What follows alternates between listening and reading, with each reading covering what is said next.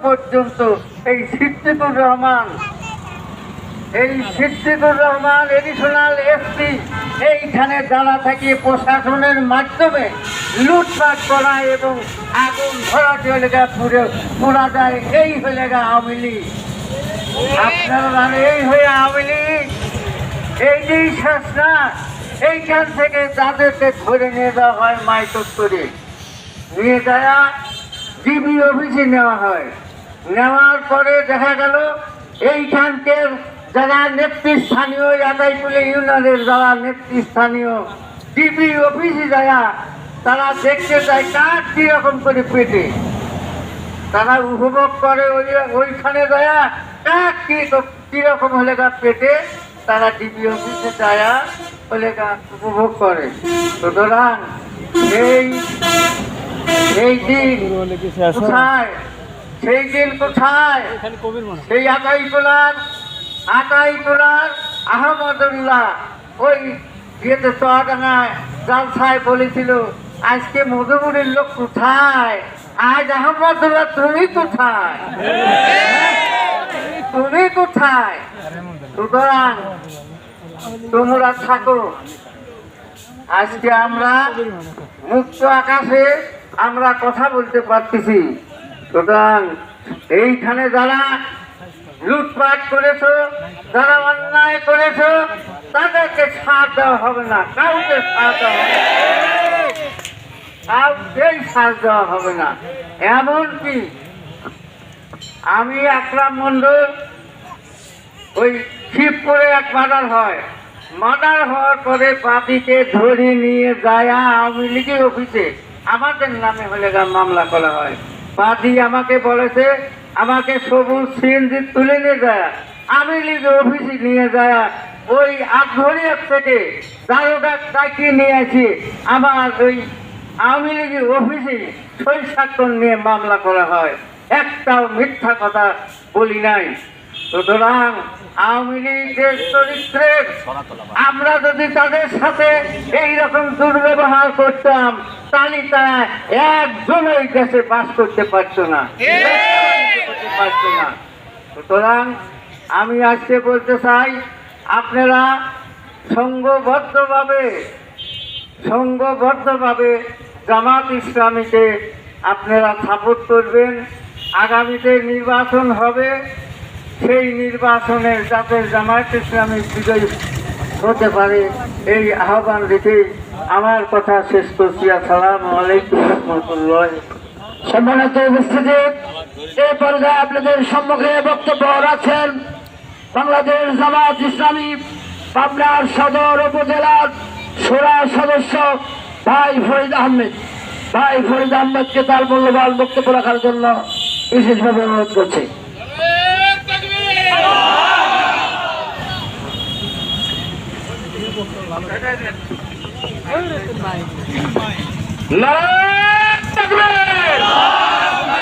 সম্মানিত উপস্থিতি, আজকে অনেক ভারাক্রান্ত মন নিয়ে হৃদয়ের অনেক ব্যথা নিয়ে আজকের এই জনসভায় আমাদেরকে দাঁড়াতে হয়েছে, ঠিক কিনা?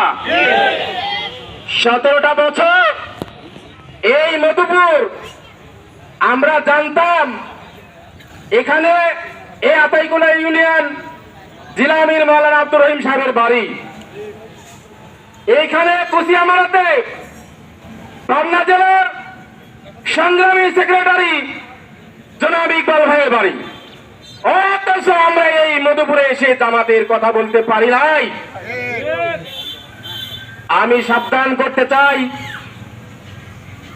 এরা যা দাবি করে বাংলাদেশ বঙ্গবন্ধু স্বাধীন করেছে বাংলাদেশ আমাদের, এইটা ডাহা মিথ্যা কথা।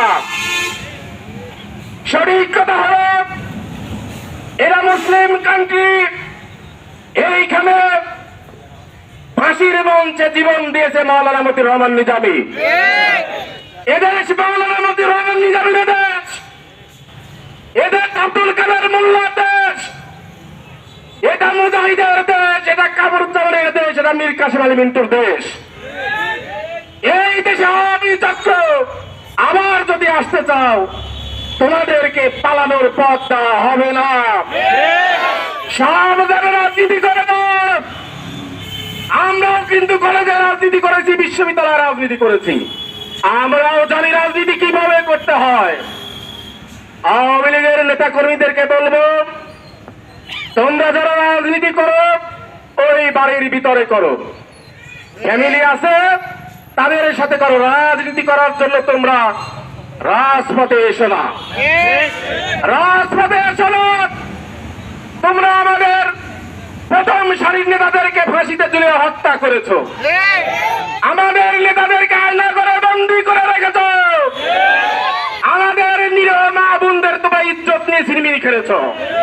তোমরা এদেশের কুলাঙ্গার, তোমরা এদেশের চোর বাটপার খুনি রাজানি।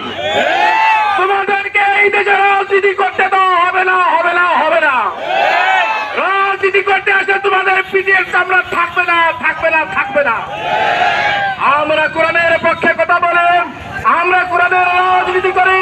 কোরআনের রাজনীতি বন্ধ করতে আসলে তোমাদেরকে উচিত জবাব দেওয়া হবে। সংগ্রামী বন্ধুগণ, আপনারা এক থাকবেন, যখন ডাক দিবে তখন বের হয়ে আসতে হবে। আলহামদুলিল্লাহ রাব্বিল আলামিন। আসসালামু আলাইকুম ওয়া রাহমাতুল্লাহি ওয়া বারাকাতুহু। সম্মানিত উপস্থিতি, এই পর্যায়ে আপনাদের সম্মুখে বক্তব্য রাখছেন বাংলাদেশ জামাত ইসলামী পাবনা সদর উপজেলার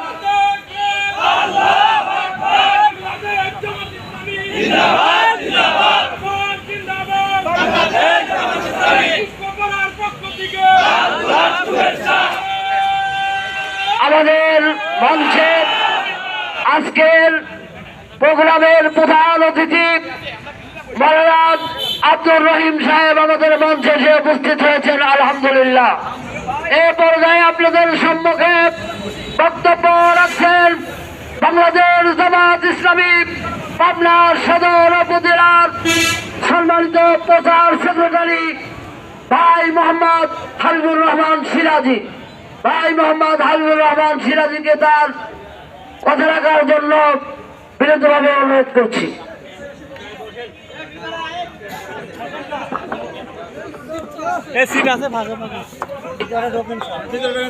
أعوذ بالله من الشيطان الرجيم بسم الله الرحمن الرحيم الحمد لله رب العالمين الصلاة والسلام على أشرف الأنبياء والمرسلين وعلى آله وأصحابه أجمعين।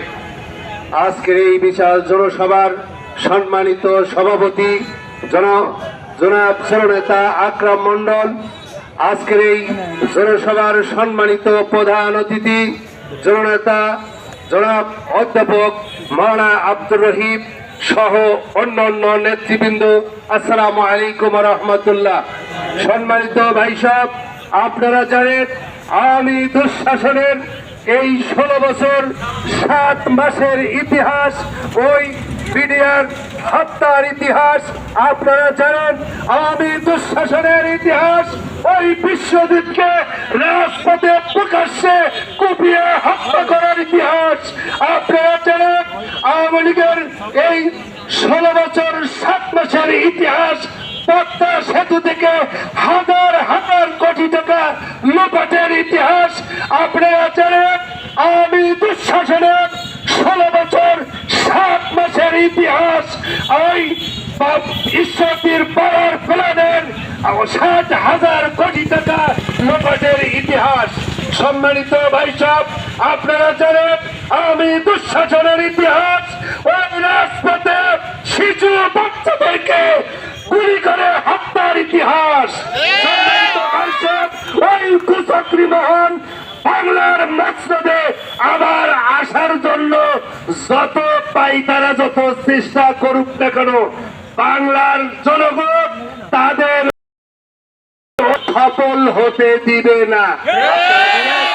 সম্মানিত ভাই সাহেব, আসুন আমরা সকলেই সকল ভেদাভেদ ভুলে কাঁধে কাঁধ মিলে ওই ভারতের ওই 5,000 সেবাদাসদের উচিত শিক্ষা দিয়ে বাংলার ক্ষমতার যাতে আসতে না পারে, এই পরিকর এই শপথ দিয়ে আজকের এই জনসভায় সকলকে আসার জন্য ধন্যবাদ জানিয়ে আমি আমার কথা এখানেই শেষ করছি। আসসালামু আলাইকুম ওয়া রাহমাতুল্লাহ। ধন্যবাদ। এই পর্যায়ে আপনাদের সম্মুখে বক্তব্য রাখছেন বাংলাদেশ জামাত ইসলামী জেলা পৌর সাবেক আমির মাওলানা জামাল উদ্দিন। মাওলানা জামাল উদ্দিনকে তার মূল্যবান কথা রাখার জন্য বিশেষভাবে অনুরোধ করছি।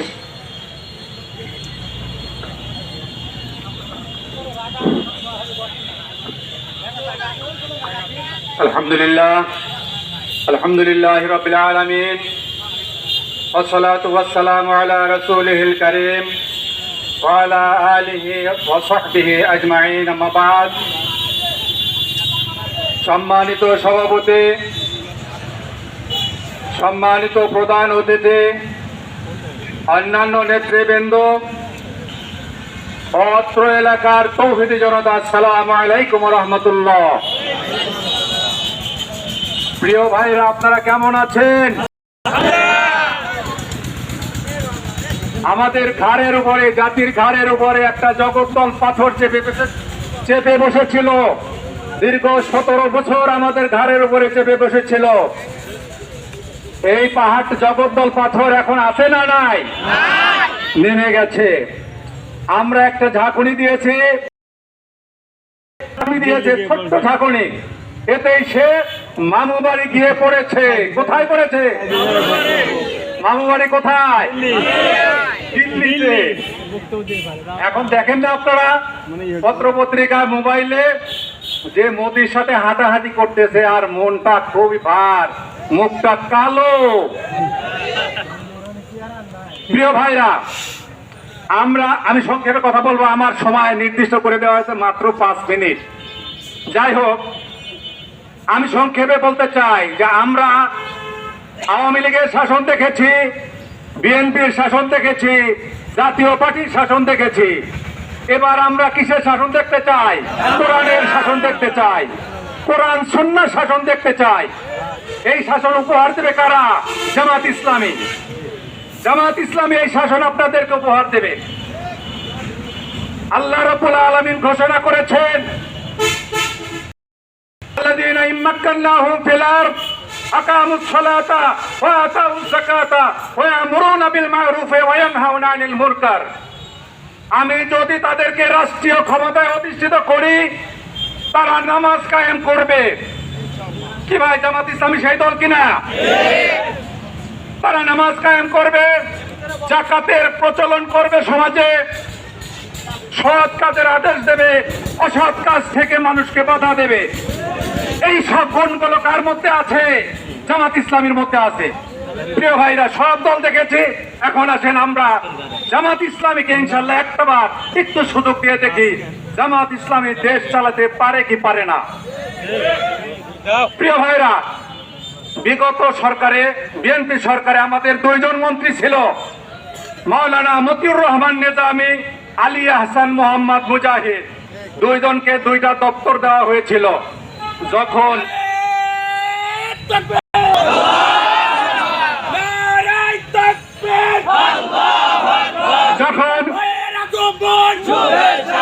কেয়ারটেকার সরকার আসলো, কেয়ারটেকার সরকার আসার পরে দেখা গেল,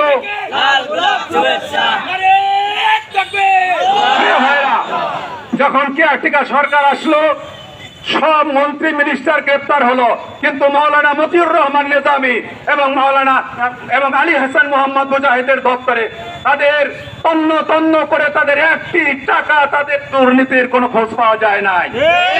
সুতরাং জামাত ইসলামী আপনাদেরকে সৎ লোকের শাসন উপহার দিতে চায়। প্রিয় ভাইরা, সময় সংক্ষেপ, নেতৃবৃন্দ এসে গেছেন, তারা আলোচনা করবেন। এই জন্য আমি আপনাদেরকে বলতে চাই, প্রিয় ভাইরা, আসেন আমরা দলে দলে জামাত ইসলামীর পতাকা তলে ঐক্যবদ্ধ হয়ে সমাজে প্রতিষ্ঠা করার আপ্রাণ প্রচেষ্টা চালিয়ে কায়েম করে আমরা ক্ষান্ত হব। আমি আমার সংক্ষিপ্ত কথা এখানে শেষ করছি। আখির দাওয়ানা আলহামদুলিল্লাহি রাব্বিল আলামিন। ধন্যবাদ মাওলানা জামাল উদ্দিনকে। এই পর্যায়ে আপনাদের সম্মুখে বক্তব্য রাখছেন বাংলাদেশ জামাত ইসলামী পাবনা সদর উপজেলার সম্মানিত সেক্রেটারি জনাব ইব্রাহিম খলিল আইনুল ভাই, ইব্রাহিম খলিল আইনুল ভাইকে তার মূল্যবান কথা রাখার জন্য বিশেষভাবে অনুরোধ করছি।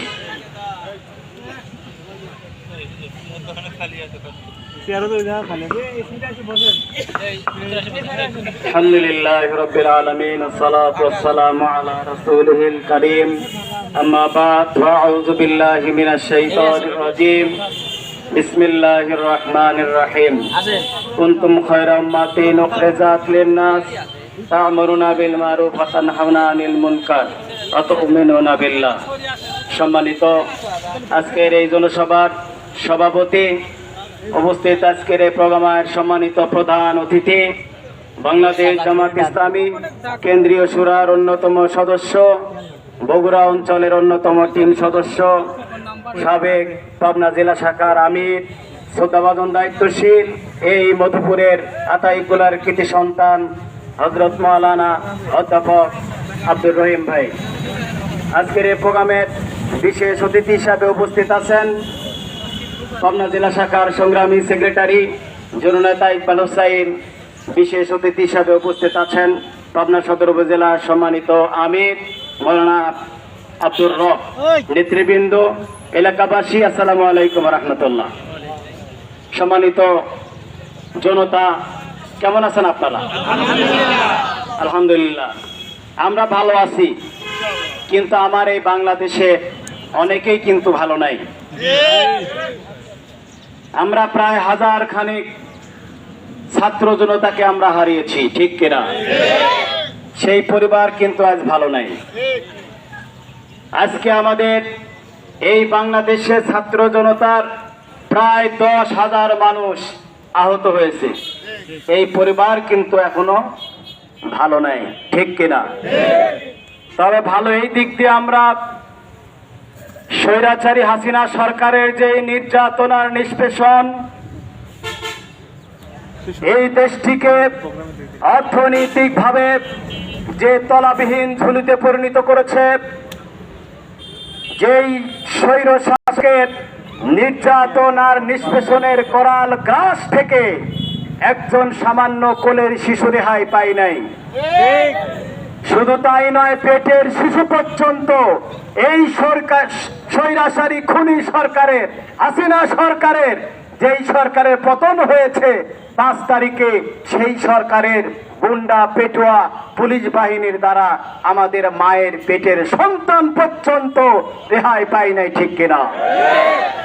আমার ভাইরা, আজকে যে বিজয় এসেছে, আমরা যেই স্বাধীনতার স্বাধিকার উপভোগ করছি, ছাত্র জনতার যেই গণ আন্দোলনের মধ্য দিয়ে, এই আন্দোলন কিন্তু শুধু এই 1 মাসের আন্দোলন ছিল না, ঠিক কিনা? এই আন্দোলন চলেছে 17 বছর ধরে।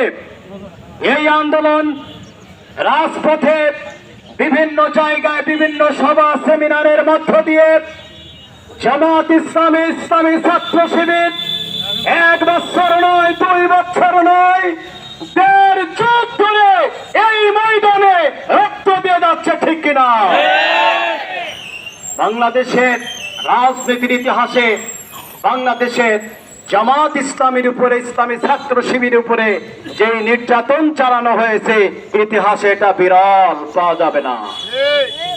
সম্মানিত ভাই সব, আল্লাহ তাআলার ওয়াদা ছিল নাসরুম মিনাল্লাহি ওয়া ফাতহুন করিব। আল্লাহ তাআলার ওয়াদা ছিল আমি তোমাদেরকে সাহায্য করব আর নিকটতম বিজয় আমি তোমাদেরকে দিব, কিন্তু তার জন্য শর্ত ছিল একামত দিনের জন্য ময়দানে আমাদেরকে লেগে থাকতে হবে। বাংলাদেশ জামাত ইসলামী 41 সাল থেকে শুরু করে নিয়ে আজ পর্যন্ত এই ময়দানে রাজপথে রক্ত দিয়েছে, জেল জুলুম দিয়ে, নির্যাতন করে, হত্যা করে, ফাঁসি দিয়ে, বাড়িঘরকে বুলডোজার দিয়ে ভেঙে দিয়ে, চাকরি থেকে বরখাস্ত করে দিয়ে, তারপরে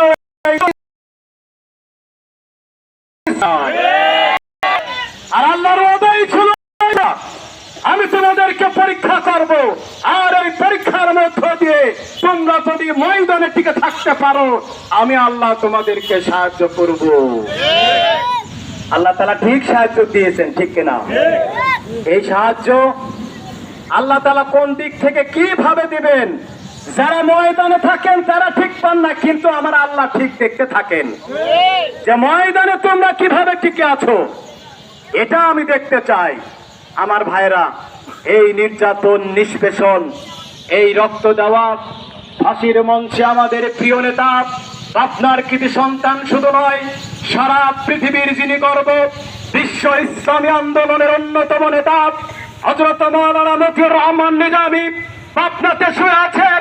বিশ্ব ইসলামী আন্দোলনের অন্যতম নেতা মাওলানা আব্দুস সুবহান সাহেব, যিনি এই জমিন থেকে পাঁচবার এদেশের মানুষের ভোটের দ্বারা নির্বাচিত হয়ে এদেশ গড়ার, আধুনিক বাংলাদেশ গড়ার রূপকার হিসাবে তিনি কাজ করেছেন, তাকেও এই মাটির নিচে নির্যাতনের স্টিম রোলার চালিয়ে আবার তাদেরকে এই মাটির নিচে আমরা তাদের মাওলানা আব্দুস সুবহান সাহেবকে আমরা শুয়ে দিয়ে এসেছি, ঠিক কিনা? এই নির্যাতন আর নিষ্পেষণ আল্লাহ তাআলা সব দেখেছেন। সুতরাং এই নির্যাতনে যদি জামাত ইসলামী পিছু হটত, ইসলামী ছাত্র শিবির যদি পিছু হটত, তাহলে ভাবে আপনারা আমরা এই স্বাধীনতার স্বাদ উপভোগ করতে পারতাম না, ঠিক কিনা? ময়দানে টিকে থাকার কারণেই আল্লাহ তাআলার সাহায্য দেওয়া আল্লাহর জন্য ওয়াজিব হয়ে গেছে, ঠিক কিনা? সুতরাং আমাদের সামনে যেটা এখন বাকি আছে সেটি হলো ফাতহুন করিব, নিকটতম বিজয়। এই বিজয়ের জন্য আমাদেরকে কাঁধে কাঁধ মিলিয়ে ঐক্যবদ্ধভাবে হুমায়ুন মারসুসের মতো, সীসাকলনের প্রাচীরের মতো ময়দানের ইঞ্চি ইঞ্চি জায়গাগুলোকে একামতে দিনের জন্য তারা সম্প্রসারণের মধ্য দিয়ে, সংগঠন কায়েম করার মধ্য দিয়ে আগামী যে নির্বাচন আসবে, সেই নির্বাচনে এই পাবনার জমিন থেকে তিনবার যিনি নমিনি হয়েছেন, আপনাদের এই এলাকার কৃতি সন্তান অধ্যক্ষ ইকবাল হুসাইনকে আমরা বিপুল ভোটের ব্যবধানে, আমরা এই ময়দান থেকে বিপুল ভোটের ব্যবধানে সংসদে পাঠিয়ে আল্লাহর রাজ কায়েম করার ক্ষেত্রে অন্যতম ভূমিকা পালন করতে চাই। রাজি আছি আমরা?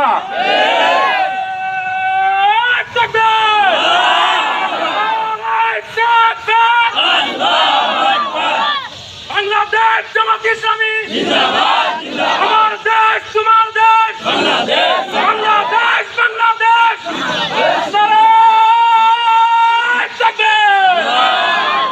সংগ্রামী জনতা, আমি কথা সংক্ষেপ করতে চাই, এভাবে সংক্ষেপ করতে চাই যে আগামীর দেশ হবে কোরআনের দেশ। বলেন তো কিসের দেশ?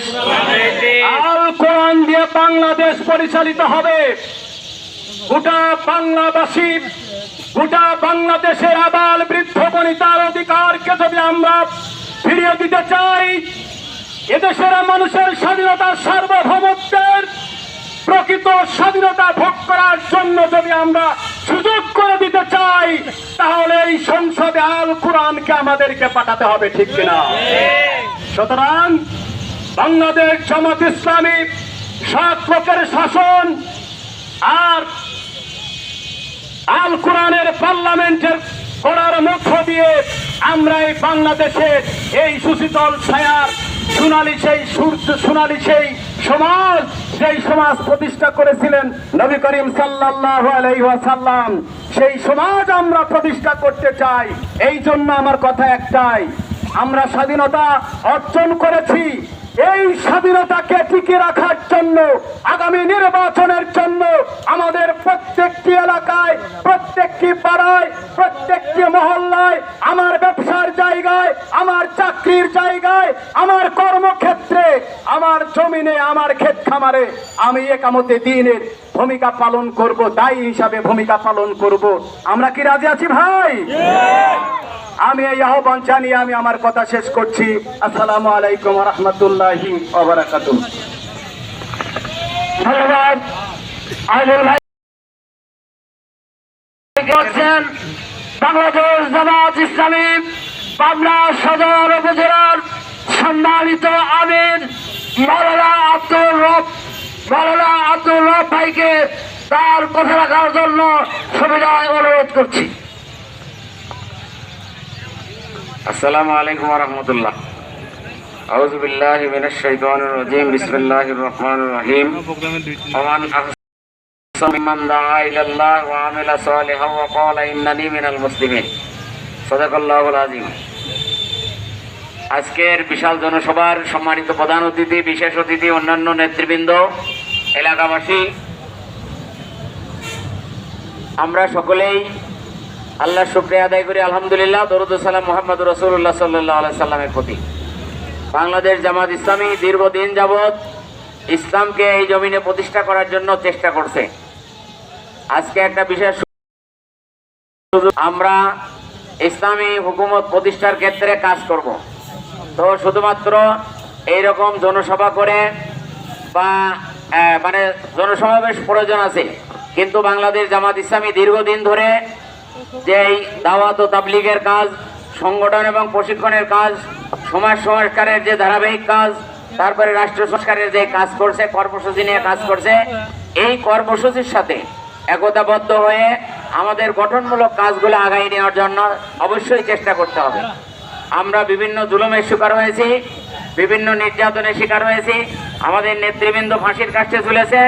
এর বিনিময়ে আমরা আমাদের এই জমিনে, আল্লাহর দিনকে প্রতিষ্ঠা দেখতে চাই, যেটা আমাদের নবী মুহাম্মদুর রাসূলুল্লাহ সাল্লাল্লাহু আলাইহি সাল্লাম রেখে গিয়েছিলেন। আমরা সেই দায়িত্বটুকু পালন করতে চাই। আমি আপনাদের কাছে